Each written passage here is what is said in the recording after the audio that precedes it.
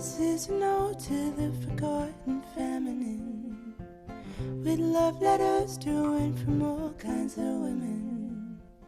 Here for the daughters carrying the world upon their spine, wherefore the silence of our grandmothers we rise. Here to remember our power and shed our doubt. Forget the bullshit the patriarchy's on about. This is an ode to the forgotten feminine, with love letters to and from all kinds of women.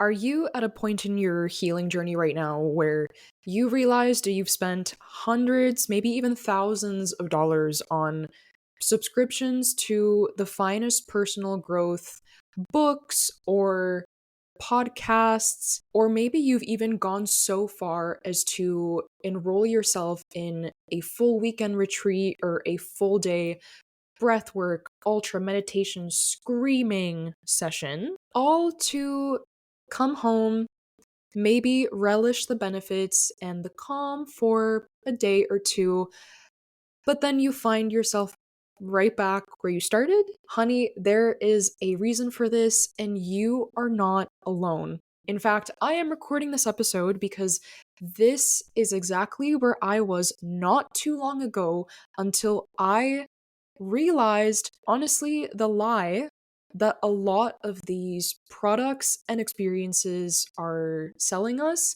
and we're losing time, money, and peace because of it. And I'm gonna expose it here a little bit. This episode might not give you your money back, but it might just give you some peace back from knowing that you won't have to spend as much money again on trying to find how to cultivate peace. I'm here to teach you how you really can cultivate it from within. Welcome to the Letters to and From Women podcast. I'm your host, Mariana. I'm a somatic coach and nervous system guide for high achieving, sensitive women who are deeply lost and know that maybe their past was actually a little bit heavier than they've given themselves credit for enduring. And now you might be at a place in your life in which you are taking your energy and your peace back from the places and people where you left your identity and your self-worth from youth until now.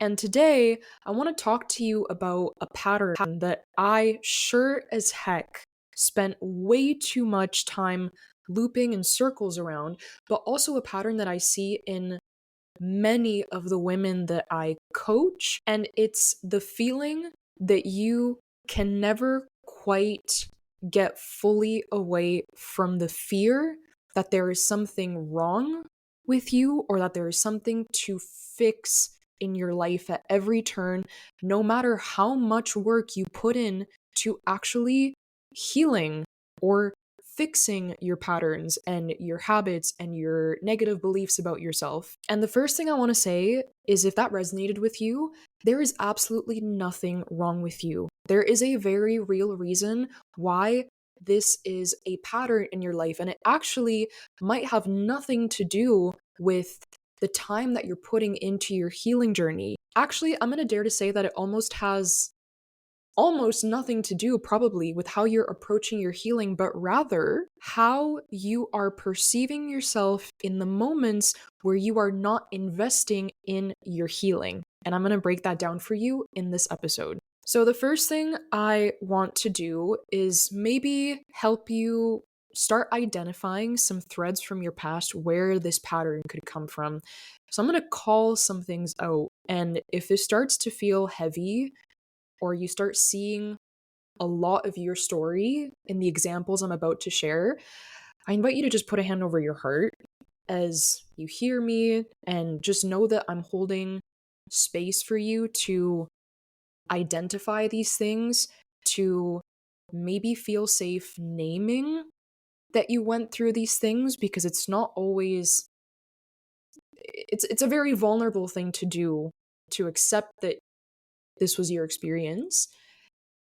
But I invite you to just let yourself let in that pain and grief if any of this resonates for you.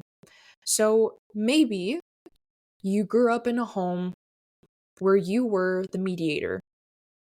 You maybe had parents who you struggled to see as parents because they also felt like children to you. They felt like a responsibility to you because they were very unpredictable in their emotional immaturity. Maybe you grew up in a home where there was a lot of chaos. You never knew if there was going to be food on the table, if mom and dad were going to be home when you came home, or if things were just going to blow up because of other people's emotional outbursts. And or maybe, just like I am, you're the eldest daughter of parents or immigrant parents, and you feel that you owe their sacrifice something, that you owe the tremendous effort and grief that they had to go through leaving their roots to come here to offer you a better life. You feel that you owe it to them to make up for that. And I'm not here in this episode to tell you what is right or wrong about that last piece of owing your parents something, but I am here to help you see that if any of that resonated with you, the common thread amongst those experiences is this deep sense of uncertainty, of a lack of stable foundation that maybe you felt that if you weren't the one holding up the fort, i.e., the family, your siblings, the income coming into the house, that everything was going to fall apart. And as children, and especially when we're little girls, when we're taking in all of this subliminal messaging about how our identity as women is so inextricably linked to how we abandon ourselves for others, we start to perceive any faults, any glitches in that stability as a reflection of something we did or didn't do. And therefore, we perceive that anything other than perfection in our lives is a reflection of something that is fundamentally wrong with us.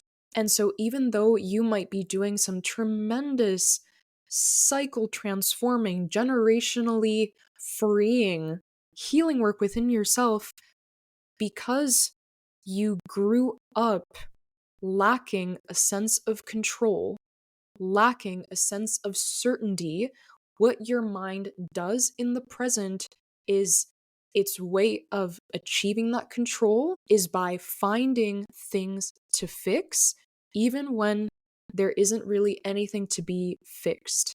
And how that can show up is, like I said, you might have gone to this amazing, transformative event, such as one of the ones that I host here in Vancouver for women. Or you might have listened to an amazing podcast episode or done an amazing breathwork meditation, and you feel that sense of calm in your body momentarily, maybe even for a few days. And then you notice your mind kind of pulling you out of that experience immediately because it's looking for things that are wrong, or it's looking to create problems in some way. And that is not a sign that there's something wrong with you. It's just that your mind has learned that your stability comes from controlling the things that you can fix because you can try to predict the outcome of those things. And you've also learned that your worth comes from always fixing yourself, always proving to the outside world that you are worthy, that you deserve people's time and energy. And so, if you learn from a young age that your stability rested on you abandoning yourself, it rested on you putting everything aside for other people, if it rested on you achieving to gain someone's love and approval, or just being perfect for the sake of not being ostracized or criticized by your family, you will always seek to fix anything that deviates from that. And if that's resonating with you, I just want to hold a really tender moment for you, because not only can that be a really difficult thing to come to terms with, which is that maybe you've never truly known unconditional love, or you find it very hard to see yourself as anything other than someone that needs fixing. But I can tell you that the answer to that constant anxiety, that constant need to fix, to be hyper vigilant about everything you say or do, the healing is actually in the act of just learning how to be, which is something that I don't see any book or retreat or audiobook on the topic of personal growth doing. By the way, before I go on, I'm not here criticizing anybody like Mel Robbins or Jay Shetty or any big names in the industry. I think that all of those people have the highest intentions of helping, but I personally learned to see the self development industry in a very different way after I came home from my 10-day Vipassana meditation retreat, which I have done a few episodes on, so I'll link them in the episode description for you if you want to listen to them. But I want to tell you about the biggest takeaway that I learned from this experience and how it is so utterly linked to the work that we do in somatic therapy, in nervous system work, and how the Buddha, like thousands of years ago, had the wisdom for why this works. And what I learned, what we were taught at this retreat, was that the biggest thing we can do to take our power back from our messy, complex monkey mind, the most powerful thing we can do is to learn to be non-reactive to every thought, every sensation, and every emotion that we experience. Because the fact of the matter is that it is true that we experience our feelings, but not all our feelings are true. And so much of the reason why we end up in patterns such as the one that I just described to you is because we are reacting to every itty bitty sensation. And by the way, I am a woman who has healed her body from PTSD, in many ways still on that healing path. But before I go any further, I just want to say that if you are someone who has a really hard time not reacting to every sensation, to not perceiving literally any shift in your heart rate or your breathing pattern as a full body threat, there is also a very real reason for that. And it is because your body, from the time you were young, may not have been a safe place to be in. You may have grown up learning to walk on eggshells, learning to sense every shift in someone's tone or emotion as a threat to your safety. And if that is the case for you, much of your healing journey, such as mine has been, is to learn to not fear your body and to treat sensations just as they are. But whether that is the case for you or not, the truth still stands that the more that we learn to just experience the fleeting, temporary nature of things, the more we can surrender to the ebb and flow that is the human experience. And this is what Siddhartha, the Buddha, taught people on their journey to enlightenment, which is that nothing is constant, not even our happiness. He would dissuade people from getting addicted to being happy all the time, from feeding into the belief that we are supposed to be happy and peaceful all the time. And if we're anything but that, there means there's something wrong with us. That there's something to be fixed about our experience. Because the truth is that we could be having a perfect day and someone could walk past us wearing the same cologne as our ex, driving the same car, as our late parent, and an emotion could accompany that, and that emotion could pretty much write the outcome of a lot of that day or the whole rest of that day, right? But the truth that something happened in our lives that affected us and has left a lasting imprint, and when we try to deny that imprint, we're perpetuating our suffering because the emotion behind that memory that's trying to get our attention is being starved of the opportunity it needs to be released.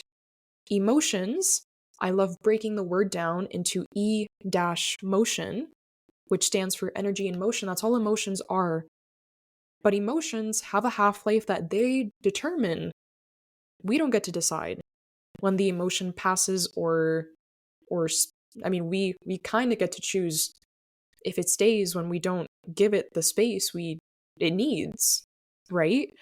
But our emotions have a wisdom of their own, and that wisdom is in the experiencing that has to be done of that emotion for us to learn what it has for us. And the reason I say so many quick cold plunging therapies and so many breathwork events and personal growth books don't work for everybody. I'm not saying they don't work at all. They've worked in many ways for me, but for a lot of women with a deep history of uncertainty and chaos and deep, deep trauma and PTSD, I want you to think about it like this. It's like taking a bear that was born in a zoo, has lived in an 8x8 cage its whole life. It's like taking that bear that was born into that cage and taking it out into the forest and expecting that bear to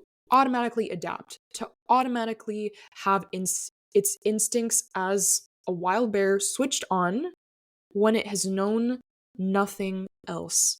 And that is the same for when you throw yourself into an event like that or an experience like that, expecting for this exorcism like experience of releasing your pain of the past from yourself. I'm not saying that not all those experiences are healthy. I've had some in my life that have been extraordinary, but I can tell you that the only times that those quick experiences of extracting pain out of my body through energetic work, through screaming in some way, the only times that they were effective is because that last release was the last step to a whole lot of learning to sit with that pain first. And that is the step that so many of these modalities bypass, which is teaching us how to have the flexibility and the resilience within to witness the pain, to feel the pain without getting lost in it, without getting pulled into the memories of the past again. And that is why so many women with PTSD and complex trauma do not respond to daily cold plunges and talk therapy, because their nervous systems are stuck fighting to stay in the present when their mind is stuck in what was happening in what's happening in the past, right? And if for you that past involved something like assault, abuse, or any kind of chaos and uncertainty that made you feel like you could never stop being hypervigilant to ensure your safety, the healing is in learning how to be in the present without getting pulled into that pattern. And we do that through small doses of introducing the uncomfortableness of that presence, teetering back into hypervigilance, and coming back. And we're reverting back into our old patterns and coming back into the present. That is how your nervous system gets itty bitty tastes of what it's like to be safe without hypervigilance, without throwing it into this experience where it has none of the psychological barrier that once made it feel safe, and causing you actually further harm than you went into this experience with. And that process of taking one step forward and one step back is a little too in depth for the purposes of this conversation. So I just want to say that if that is something that is resonating with you, that is something that you want to try on your healing journey, to not getting sucked into the traumatic memories of your past, into learning how to just be in the present without seeing yourself as something to be fixed, or if you just have anxiety that never feels like it quiets down, this is the work that I take women through in my one-on-one mentorship programs, and I have spots open right now. So what I'm going to do is I'm going to leave the link to my application form in the description of this podcast episode. You fill out that application, you tell me what your goals are, and then I will invite you to a free 60-minute session with me where we'll chat a little bit about where you're at in your journey. And no matter if you decide to move forward with coaching with me or not, I always make sure that you walk out of that session with a tool or an experience that will propel the journey that you're on moving forward. Whether it's some kind of grounding practice or visualization practice or nervous system reset that you can do every day to ground yourself in the now, you can expect to walk out of that 60-minute session with something to help tether you moving forward. That is all I have for this episode for you today. I hope that my words, my letter of love to you through this episode touched you in some way, that it made you feel seen and heard, maybe for the first time. And my hope is that you know that there's nothing wrong with you. This is just a pattern that can be healed, but it will be healed the most effectively when you remove the expectation that it should be done or that it should be fixed by now. Because the beauty of this healing journey is in embracing it, as cliche as that sounds. So make sure to like and subscribe to the podcast, comment below and tell me what resonated with you in this episode and how you're moving forward with this wisdom. Send it to somebody that you love if you feel like they could benefit from this information. And I will see you in the next episode. Have a wonderful day. Mwah.